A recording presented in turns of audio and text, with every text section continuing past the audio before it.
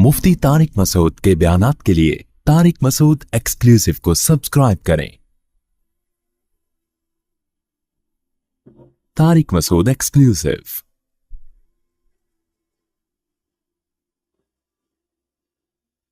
नबी सल्लल्लाहु अलैहि वसल्लम ने फरमाया, इंसान अल्लाह से दुआ मांगता है, जिंदगी भर मांगता रहता है और अल्लाह जिंदगी भर दुआओं को कबूल करते रहते हैं, लेकिन इसको नजर नहीं आ रहा होता। इसको नजर कि अल्लाह अपने तरीके से दुआ कबूल करता है। अगर अल्लाह ऐसे दुआ कबूल करे ना, आपने इधर कहा है अल्लाह मेरी तनख्वाह डबल कर दे, ऑफिस गए, बॉस ने कहा कि जनाब नए वजीर आजम ने जो ऐलान किया है उसकी मंजूरी हो गई, ठा ठा करके ऐसे दुआएं कबूल होना शुरू हो जाएं, तो गैब पर ईमान खत्म। फिर तो दुआ की तरगीब देने की जरूरत ही नहीं रहेगी।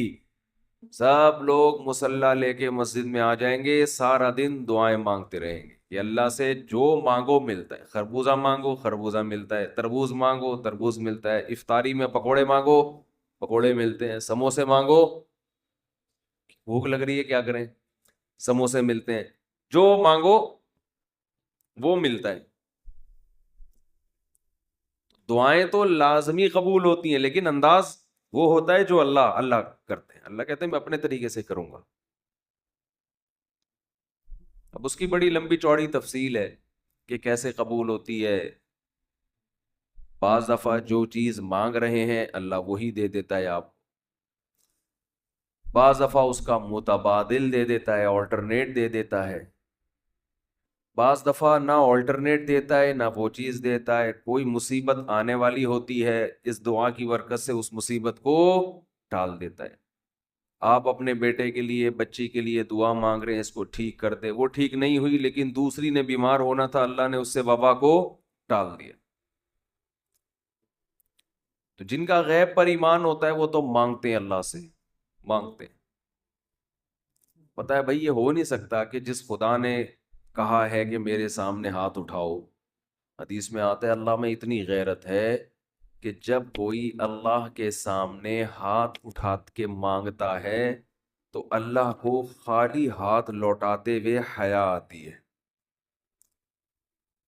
बड़े सेठ के पास कोई भिखारी जाए और पैसे मांगे और वो उसको धुतकार दे, तो भिखारी कहेगा ना, यार नाम तो बड़ा सुना था आपका, बड़े सखी हो।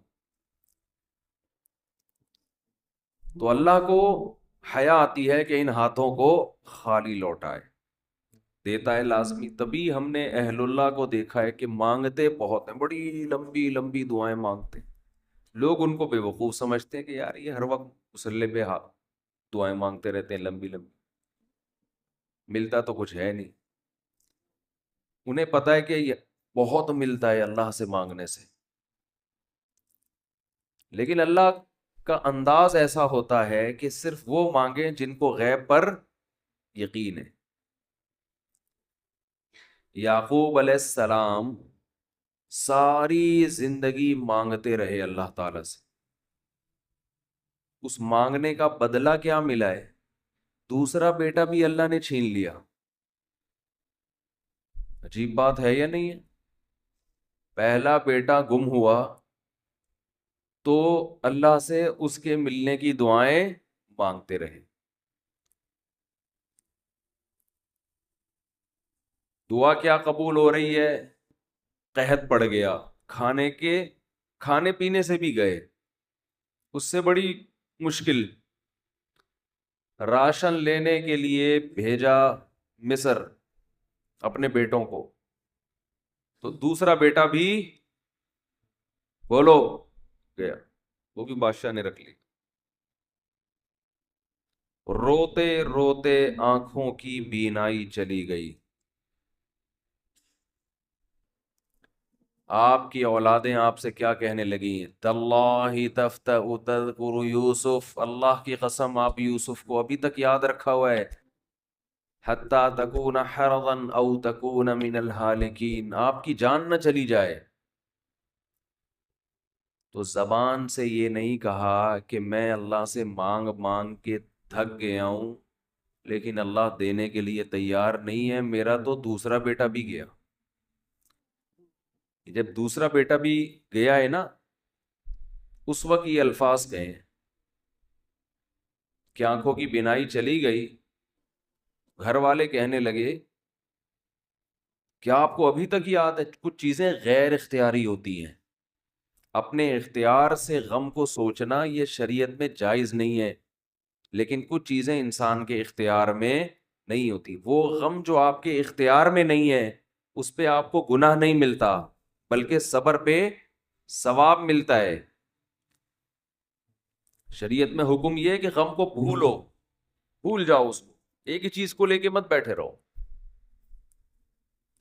لیکن حضرت یعقوب علیہ السلام کو اپنے بیٹے سے اتنی محبت ظاہر ہے اس بیٹے میں بہت ساری خصوصیات تھیں، وہ جانتے تھے کہ اللہ ان کو پیغمبر بنائے گا، کہ اتنے عرصے کے بعد بھی آپ کے دل سے غم نہیں نکلا، لیکن اس غم کو لے کر زندگی گزار دی، کسی کے سامنے اللہ کی شکایت نہیں کی کہ میرے ساتھ کیا ہو رہا ہے۔ اور دعا قبول کیسے ہو رہی ہے کہ دوسرا بیٹا بھی گیا، بیٹوں نے آ کے بتایا کہ آپ کے بیٹے نے چوری کی تھی جس کی وجہ سے بادشاہ نے اس کو رکھ لیا۔ قال بل سولت لکم انفسکم امرا، باپ نے کہا تم نے جیسے پہلے ایک کہانی گڑھی تھی دوبارہ سے ایک کہانی گڑھ لی ہے۔ حالانکہ اس دفعہ بیٹے سچ بول رہے تھے، چوری تو نہیں کی تھی لیکن الزام لگا تھا چوری کا۔ تو یعقوب علیہ السلام نے دوسرے بیٹے کے جانے پہ ایک لفظ ناشکری کا زبان سے نہیں نکالا، بلکہ کیا کہا؟ انما اشکو بثی وحزنی الی اللہ واعلم من اللہ ما لا تعلمون، میں اپنا غم تمہارے سامنے بیان نہیں کرتا، صرف اللہ کے سامنے بیان کرتا ہوں، اور اللہ کے بارے میں وہ کچھ جانتا ہوں جو تم نہیں جانتے۔ کیا مطلب؟ وہ مجھے تسلی دے رہا ہے اس میں خیر ہوگی، ہمارا کام ہے مانگنا، ہم بھکاری ہیں۔ یہ تو ملحد اور خدا کے منکر لوگ ہیں جو مسلمانوں کا مذاق اڑاتے ہیں کہ یہ دعائیں مانگتے ہیں اور ان کو ملتا کچھ نہیں ہے۔ او بھائی ہمیں اس سے غرض ہی نہیں ہے کہ رب کیسے دے رہا ہے، ہمیں اس نے پابند بنا دیا مانگو، تو ہمیں اہل اللہ کو تو مزہ اس سے آتا ہے کہ اس نے ہمیں بول دیا مانگو، وہ نہ بھی دے، مانگنا ہی ہمارے لیے سب کچھ ہے۔ تو میں جو بات عرض کر رہا تھا وہ یہ تھی کہ یعقوب علیہ السلام مانگتے رہے، پھر دوسرا بیٹا بھی چھن گیا، کوئی لفظ مایوسی کا زبان سے نہیں نکالا۔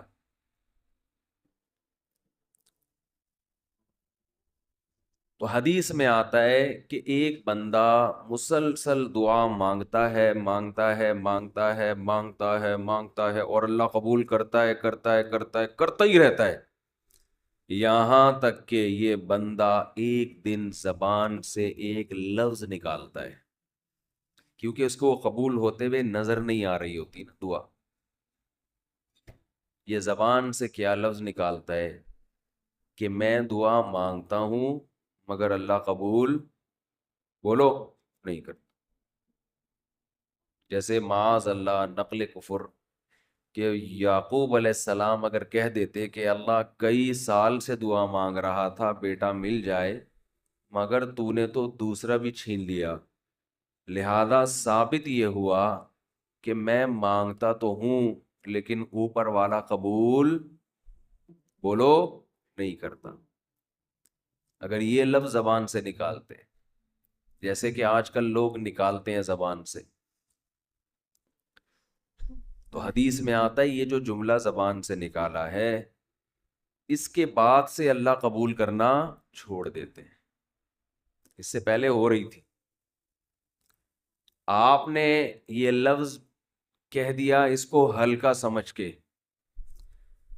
اللہ کے ترازو میں یہ کلمہ، یہ چھوٹا سا جملہ بہت بھاری ہے اللہ کی غضب کو دعوت دینے کے لیے. اللہ کہتے ہیں مجھے تانا دے دیا کہ میں قبول نہیں کرتا. گھروں میں جھگڑا ہوتا ہے نا، عورت کہتی ہے مرد کھلا کھلا کے تھک جائے، بیوی کہتی ہے ہاتھ تنگ کیا ہوا ہے کھلاتے نہیں ہو. بعض دفعہ آدمی کو غصہ آتا ہے کہ اب میں ہاتھ اپنا تنگ کر کے دکھاؤں گا، اب انڈے نہیں لے کر آؤں. میں کہتا ہوں چنگیز خان بھی، اگر کوئی چنگیز خان کی اولاد ہے نا، اس میں بھی اتنی طاقت نہیں ہے کہ بیوی کہے کہ 6 انڈے چاہیے اور وہ ان 6 کو 4 کر کے دکھا دے کہ نہیں آج 4 انڈے آئیں گے 6 نہیں آئیں گے. کوئی ہے ایسا مائی کا لال؟ کوئی ایسا مائی کا لال پیدا نہیں. تو استنبول کیسے فتح کرو گے؟ صحیح، استنبول کیسے فتح کرو؟ سلطان محمد فاتح نے استنبول فتح کیا تھا نا. ایک بڑے بزرگ نے بڑی اچھی بات کہی کہ فرعون نے ہزاروں بچوں کو قتل کیا اور بنی اسرائیل کے نا، لیکن موسیٰ علیہ السلام جب صندوق سے نکلے فرعون نے ارادہ کیا اس کو بھی قتل کروں. فرعون کی بیوی نے کہا لا تقتلوہ، اسے قتل مت کرو. فرعون نے کہا اچھا. فرعون نے کیا کہا؟ ٹھیک، it is okay, no problem. سمجھتے ہو؟ تو یہ ہمارے لیے بڑی تسلی کی بات ہے، یہ ہمارے لیے بڑی تسلی کی بات کہ جب فرعون جیسا آدمی گھر میں فرعون نہیں تھا تو ہم اور آپ کس کھیت کی مولی ہیں یار. چلتے رہو جیسے زندگی گزار رہے ہو، جتنے انڈے کہے ہیں اتنے لے آیا.